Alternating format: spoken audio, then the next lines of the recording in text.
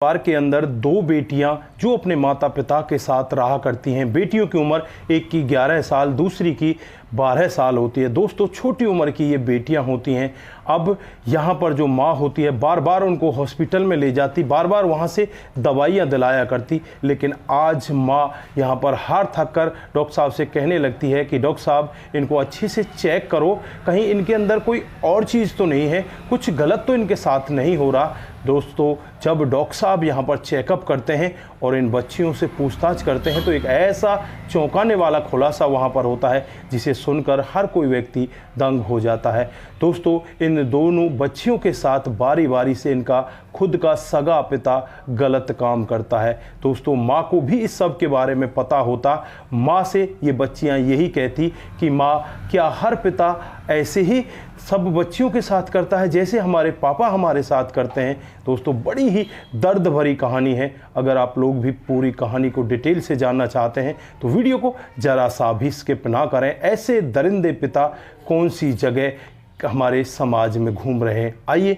जानते हैं पूरा मामला। नमस्कार, जय हिंद। आप देख रहे हैं APH न्यूज राहुल रावत के साथ। दोस्तों, आज की जो हकीकत की घटना आप लोगों को बताने जा रहा हूं, राजस्थान के जयपुर के सैटेलाइट बनी पार्क इलाके की हकीकत की घटना है। 20 जून को यहां पर एक महिला अपनी 2 बच्चियों को लेकर हॉस्पिटल में पहुंचती है।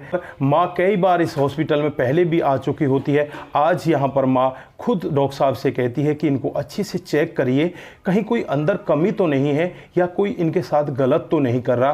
दोस्तों, डॉक्टर साहब जब चेकअप करते हैं तो पता चलता है कि उनका प्राइवेट पार्ट अंदर से बिल्कुल बुरी तरह से छत्र विचित्र हुआ पड़ा है, मानो कि उनके साथ बहुत ही गलत काम हो रहा है। इन छोटी छोटी सी उम्र की बच्चियों के साथ बहुत ज़्यादा गलत हो रहा है। फिर उन बच्चियों को बड़े प्यार में लिया जाता है। डॉक्टर साहब उनसे पूछने लगते हैं तो वो बच्चियाँ दोनों के दोनों कह देती हैं कि ये सब हमारा पिता हमारे साथ में करता है। साहब जब उन दोनों बच्चियों की माँ से पूछने लगते हैं कि तुम्हारी बेटियों के साथ इतना गलत हो रहा है और तुम चुपचाप ये सब सहन कर पा रही हो, तो यहाँ पर वो कहने लगती है कि डॉक्टर साहब, मेरे पति को बुलाकर उसे अच्छे से डांट दो जिससे कि आगे वो ऐसा ना करे। मैं भी चाहती हूँ कि मेरी बच्चियों के साथ गलत ना हो, लेकिन मैं मजबूर हूँ, मेरी मजबूरी का वो फ़ायदा उठा रहा है। वो कहता है कि अगर तूने इस सब के बारे में किसी को बताने की कोशिश की तो तुम्हें मैं घर से बाहर निकाल दूंगा, धक्का मारकर तुम्हें घर से बाहर कर दिया जाएगा। अब हमारे यहाँ पर कमाने धमाने वाला कोई है ही नहीं, हम जाएं तो कहाँ जाएं। डॉक्टर साहब होते हैं वो पुलिस को तो खबर नहीं करते, एक आसरा फाउंडेशन होता है, आसरा फाउंडेशन को खबर कर देते हैं।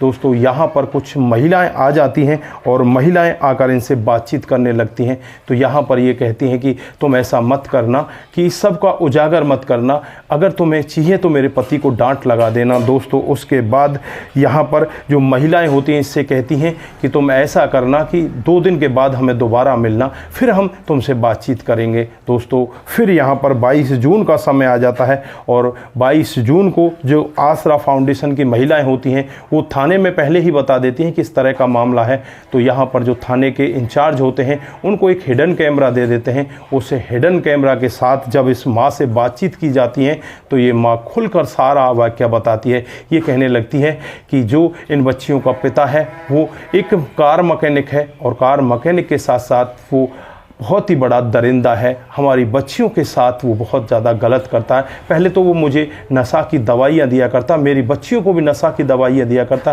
से भी ये शिकायत आती कि आपकी बच्ची तो दिन में भी सोती रहती हैं।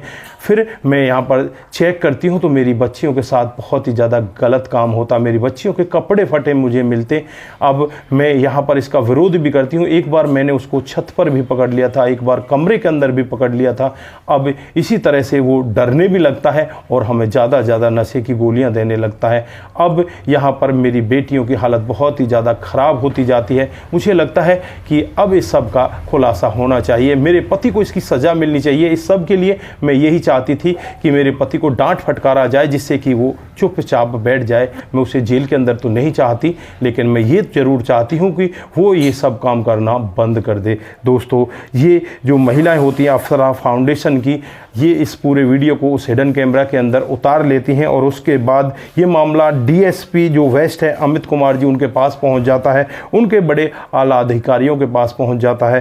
दोस्तों जब ये वीडियो उन सबको दिखाया जाता है तो वीडियो की तहरीर पर ही 26 जून को जो पिता है जिसकी उम्र लगभग 38 से 40 साल के बीच की है उसे गिरफ्तार कर लिया जाता है। गिरफ्तार करने के बाद जब उससे भी पूछताछ की जाती है तो वो यहाँ पर ज़्यादा कोई सवाल जवाब नहीं सुनता, नहीं यहाँ पर बोलता हुआ दिखाई देता, लेकिन फ़िलहाल के लिए उसे गिरफ्तार कर लिया गया है और जांच पड़ताल चल रही है कि यहाँ पर इस पिता ने ऐसा क्यों किया था। दोस्तों ये मामला सोशल मीडिया के जरिए, टेलीविज़न के जरिए पूरे आला अधिकारियों के पास पहुँच जाता है और वहाँ पर जब आला अधिकारी इस मामले को सुनते हैं तो इस महिला को नहीं गिरफ्तार करने दिया जाता। यहाँ पर यही कहा जाता है कि इन छोटी छोटी बच्चियों की देखरेख करने वाला कौन होगा। हालांकि यहाँ पर माँ की भी बहुत बड़ी कमी दिखाई देती है कि जो अपनी बेटियों के साथ ऐसा होते हुए देख रही थी और उसे वो सहन कर रही थी। लेकिन कुछ आला अधिकारी यहाँ पर ये कह रहे होते हैं कि जो माँ होती है उसे तो यहाँ पर बिल्कुल दबाया गया था, उसे डराया गया था, इस वजह से